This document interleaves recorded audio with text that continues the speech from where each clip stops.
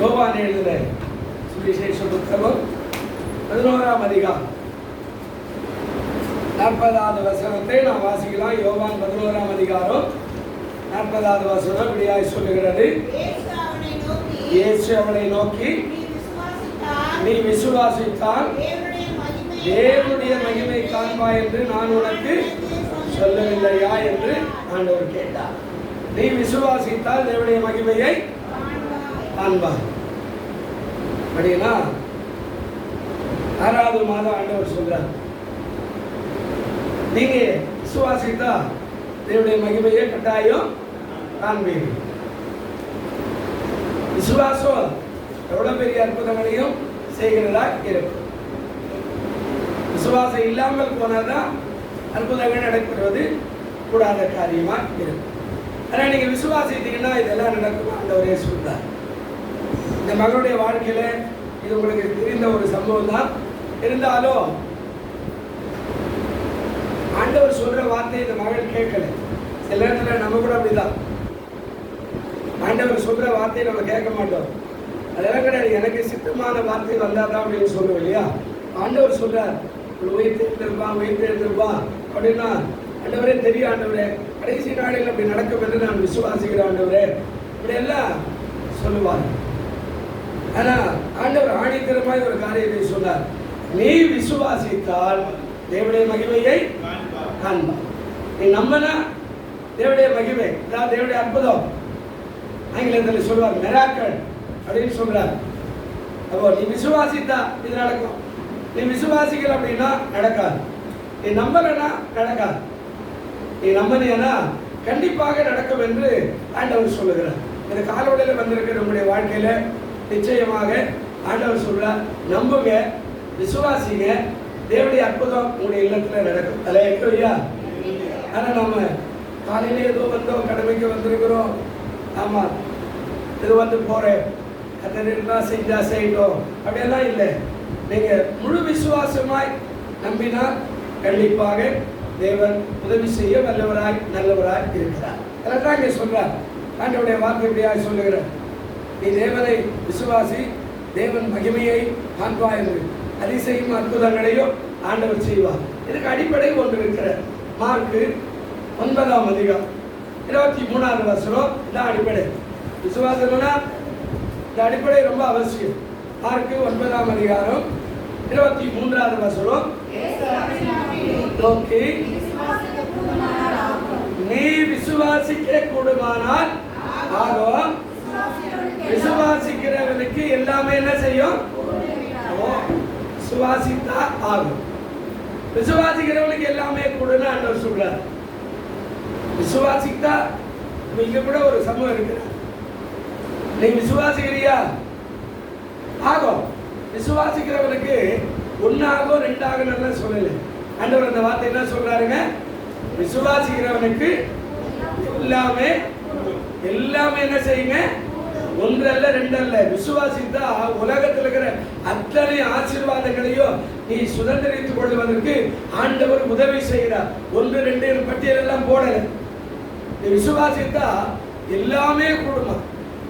அப்போ எதை எதிர்பார்க்கிற, எதை விசுவாசிக்கிற, எது வேண்டும் என்று நம்புற, எந்த காரியம் வேண்டும் என்று யோசிக்கிற, அந்த காரியம் கண்டிப்பாக கூடும் என்று தான் ஆண்டவர் சொல்றார்.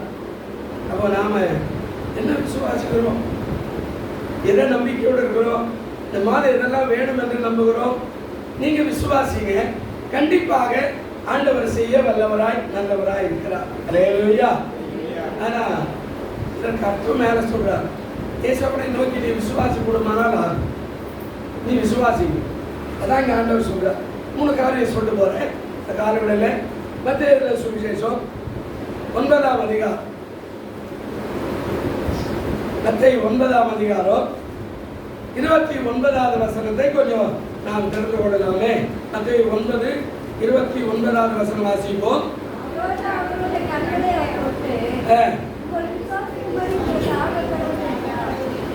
இங்க ஒரு அருமையான வார்த்தையை ஆண்டவர் சொல்றாரு.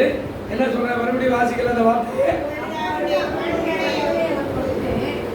29 9ஆம் அதிகாரம் 9வது வசனம் அழகா பேசுறாரு. என்ன சொல்றாருங்க? அப்பொழுது தொட்டு உங்கள் விசுவாசத்தின்படி உங்களுக்கு ஆண்டோட கருத்துல ஒரு 2-3 பேர் வராங்க. இந்த 2-3 பேர் இயேசுநாதரை பத்தி கேள்விப்பட்டிருக்கிறாங்க. அவரால் என்ன முடியும்? இந்த கேள்வியை ஆரம்பத்தில் நான் கூட கேட்டேன். எனக்கு ஆண்டவரை பற்றி சொன்ன சகோதரி கேட்டேன், என்ன செய்வார் இயேசுநாதர்? நீ என்ன எதிர்பார்க்குறது அதெல்லாம் செய்வார்.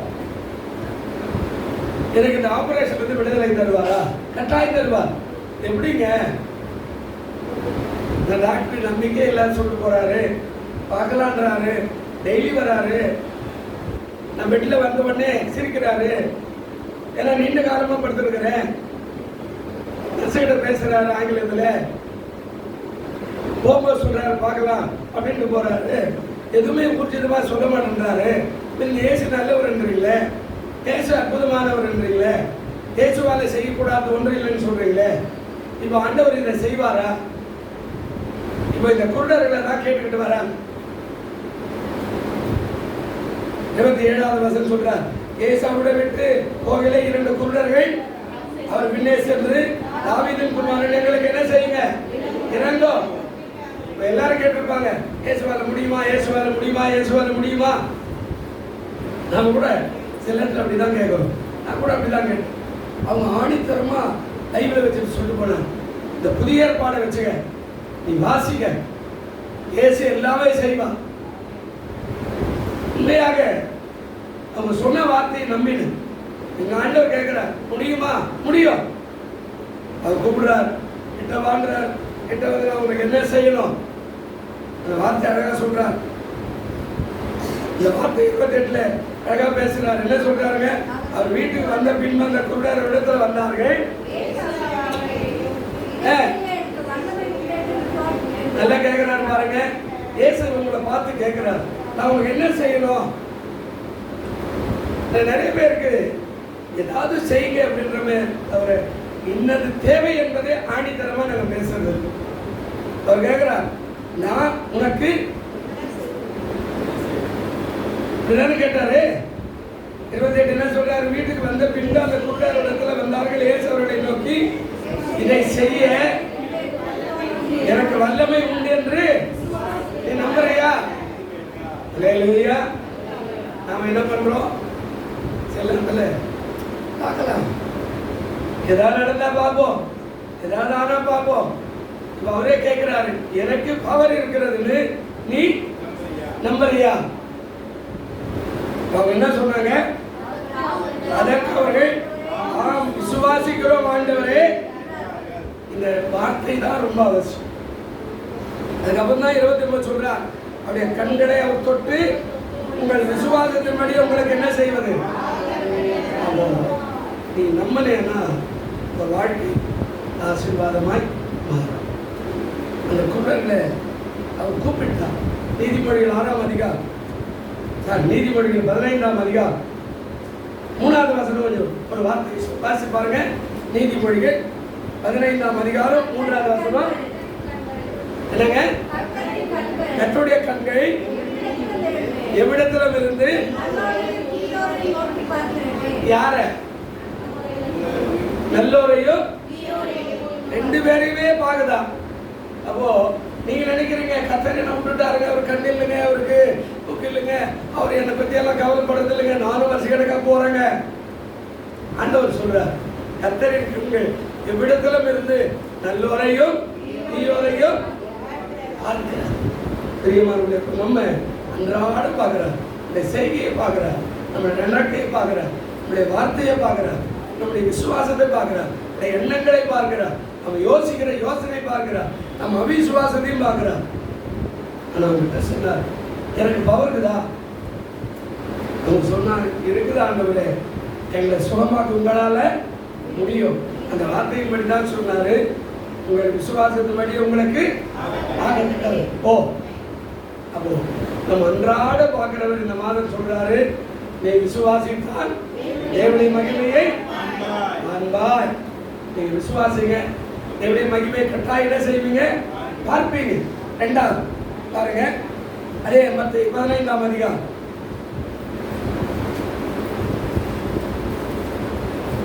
28வது வசனம் கொஞ்சம் வாசிங்க. மத்தேயு 15ஆம் அதிகாரம் 28வது வசனம். பிரதித்திரமாக உன்னுடைய விசுவாசம் பெரியது, நீ விரும்புகிறபடி உனக்கு ஆக கடவுது என்றார். அந்நேரமே அவள் மகள் ஆரோக்கியம், பிசாசின் பிடியில் இருக்கிற ஒரு மகள் தன்னுடைய பிள்ளைக்காக ஆண்டவரிடத்தில் வருகிறார். மேலகிறவ அதையெல்லாம் உங்களுக்கு தெரியும். அவர் கேட்கிறார், நான் வந்தது உனக்காக இல்லை, காணாமல் போன என்னுடைய ஜனங்களுக்காக, இஸ்ரவேல் மீட்காரத்துக்கு அனுப்பப்பட்டேன் என்று வேற எங்கே இல்லை, நான் உங்ககிட்ட வந்து ஒன்றும் செய்ய முடியாது அப்படின்னு எல்லாம் சொல்லும்போது அந்த அம்மா விடாப்பிடியா சொல்றாரு, நீதான் ஆண்டவரே, மேஜையில் எஜமான் பிள்ளைகள் சாப்பிடும், அந்த எஜமான் பிள்ளைகள் சாப்பிட்டு மீதியா இருக்கிற துணிக்கைய அந்த நாய்க்குட்டிகள் சாப்பிட இல்லையா, அது போல நான் சாப்பிட்டுக்கிறேன் சொல்லுவேன். ஆண்டவர் சொன்னார், உன் விசுவாசம் பெரியது, நீ விரும்புகிறபடி உனக்கு என்ன செய்வது.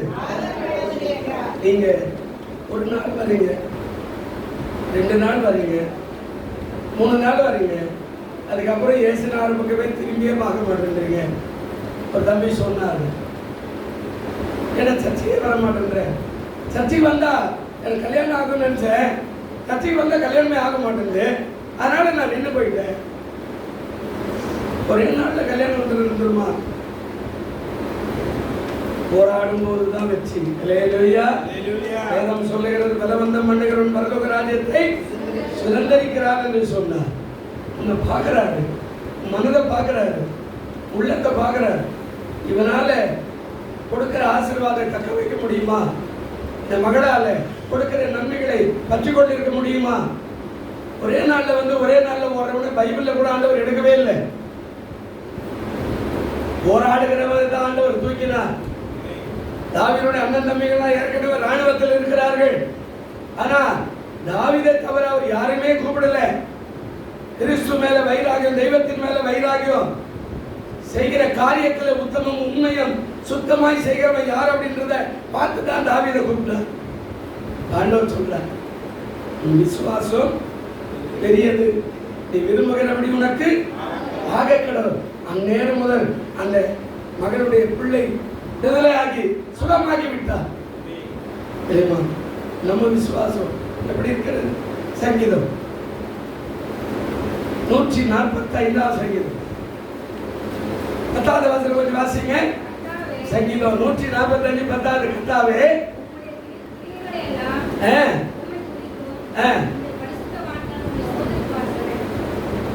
நூற்றி 45 10 மறுபடியும் வாசிங்க. கர்த்தாவே, உம்முடைய சொல்லுங்க, உம்முடைய கிரியைகள் எல்லாம், ஆமா, அற்புதங்களை செய்கிற கர்த்தர் அல்லவா நீங்க. அப்போ இவை எல்லாம் துதிக்கும் அப்படின்னு ஆண்டவர் சொல்றார். அப்போ ஒவ்வொரு நாளும் அற்புதம், நம்முடைய வாழ்க்கையில மகிழ்ச்சியான காரியம், தேவன் வல்லவராய் இருக்கிறார். அப்ப என்ன சொல்றாரு? உன்னுடைய விசுவாசம் பெரியது, நீ விரும்புகிறபடி உனக்கு. நாம விசுவாசம் கொஞ்சமா வச்சா நடக்கிறது இல்லை. ஆனா நமக்கு சொல்லும் போது ஆண்டவர் சொல்ல போன கடுகு விதை அளவு விசுவாசம் உங்களுக்கு என்ன இருந்தா இருந்தா எவ்வளவுங்க? கடுகு கீழே விழுந்தா பார்க்க முடியுமா? பார்த்துக்கிறீங்களா? கடுகு கீழே விழுந்தா பொறுக்க முடியுமா? எடுத்துருக்கிறீங்களா? அது ஓடிடும், எங்க போச்சுன்னு தெரியாது. அந்த விசுவாசம் தான் சொல்றார். மிளகு விசுவாசம் உனக்கு இருந்தா அப்படின்னால சொல்லல, கடுகு விதை அளவு விசுவாசம், அதுவே இந்த காட்டையும் நாட்டையும் மாற்றி போடுகிற அளவு என்று ஆண்டவர் சொன்னார். பிரியமானவர்களே, நம்ம வாழ்க்கையில இந்த அளவுக்கு பெரிய விசுவாசம் நமக்கு இருந்தா ஆண்டவர் சொல்றார், நீ விரும்புகிறபடி உனக்கு. இந்த 6வது மாதம் விரும்புகிற நமக்கு நிச்சயமாய் தேவன் மாற்றி கொடுக்க வல்லவராய் இருக்கிறார். அல்லேலூயா சொல்லுங்க, அல்லேலூயா. 3 மார்க்கு 5ஆம் அதிகாரம் 6வது வசனத்தை கொஞ்சம் வாசிக்கலாமே. அவர் சொன்ன வார்த்தையை கேட்டவுடனே பயப்படாதே. போதும். இங்கே ஒரு சமம் நடக்கிறது. அதாவது யாவீரு என்று யவீரு என்ற ஒரு மனுஷன், அவருடைய மகள் மரண அவஸ்தைப்படுகிறார். அவளுக்கு வியாதி, மரண அவஸ்தை. இப்போ கேட்கிறான், ஏசு என்று ஒரு உலகத்துல வந்துக்கிறாரா, அவர்கிட்ட போனா சுகமாயிடுவாரா அப்படின்னு சொல்லி கேள்விப்படுறான். இப்போ அவன் தேடி போறான். 23 சொல்றார், குமார்த்தி மரண அவஸ்தைப்படுகிறான், அவள் ஆரோக்கியம் அடையும்படி நீர் வந்து அவளுக்கு என்ன செய்யுங்க, உமது கைகளை வையோ, அப்பொழுது அவள் பிழைப்பார் என்று அவரை மிகவும் என்ன செய்தார், வேண்டிக் கொண்டார். ஆண்டவர் வருகிறேன் என்று சொன்னார். அவர் அவனோட கூட போறேன் அப்படின்னா, அதுக்கு நடுவில் ஒரு அற்புதம் நடக்குது. 12 வருஷம் முதலே நூற்றில் உள்ள ஒரு சகோதரி வந்து தொடுகிறான், சுகமாகுது. கொஞ்சம் நேரம் ஆயிடுது. இப்போ நேரம் கழிஞ்ச உடனே அவங்க வீட்டுல இருந்து ஆள் வராங்க. 35 சொல்றாரு, அவர் இப்படி பேசிக் கொண்டிருக்கையில ஜெபாலய தலைவருடைய வீட்டிலிருந்து சிலர் வந்து, உங்களுடைய குமாரத்தை மறைத்து போறான், நீ ஏன் போதகரை வருத்தப்படுத்துகிறீர்கள் என்று சொல்றாங்க. இயேசு அவர்கள் சொன்ன வார்த்தையை இயேசு கேட்டவுடனே ஜெபாலய தலைவரை நோக்கி சொன்னாரு, நீ என்ன செய்யாதே, பயப்படாதே, விசுவாசம் உள்ளவனாய் போதும். நீ என்ன செய்யாதே, இவங்க சொல்றத நம்பாத. எப்படி இருக்கணுமா, யாருனாலும் இதெல்லாம் சொல்லுவாங்க, இது ஆகாது, இது கூடாது, டாக்டர் விட்டுட்டாரு, டாக்டர் சொல்லிட்டாரு, நர்ஸ் சொல்லிட்டாரு, பக்கத்து வீட்டுக்காரர் சொல்லிட்டாரு, அது முடியாது, கூடாது. ஆண்டவர் சொன்னாரா, நாம விசுவாசிக்கணும். ஆண்டவர் சொன்னாரா, வேதத்தை நோக்கி பார்க்கணும்.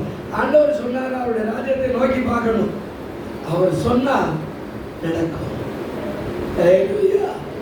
அவர் சொல்றாரு, பயப்படாத மகனே, பயப்படாத மகளே, எப்படி இருக்கணும், இப்போ இன்னும் கூட எப்படி இருக்கணும், இன்னும் தைரியமாலே.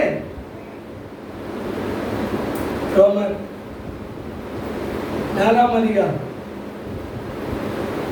18வது வசனம் வாசி பாருங்க. ரோமர் 4ஆம் அதிகாரம் 18வது வசனம், உன் சந்ததி இவ்வளவாய் இருக்கும் என்று சொல்லப்பட்டபடி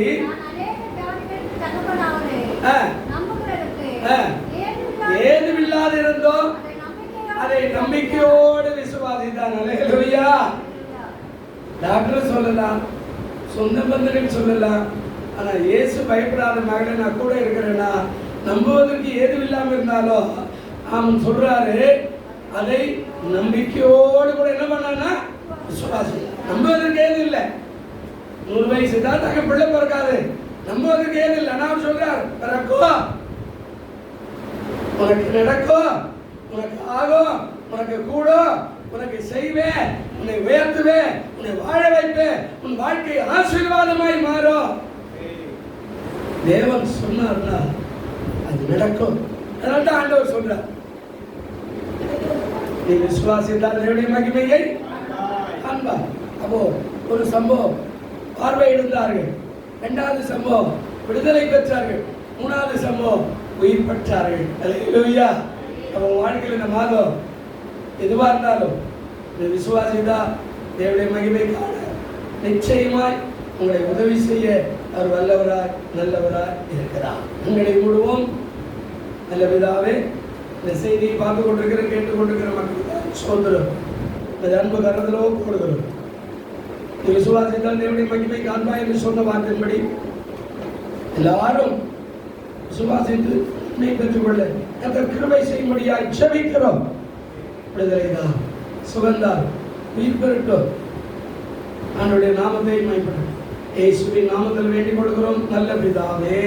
ஆமென்.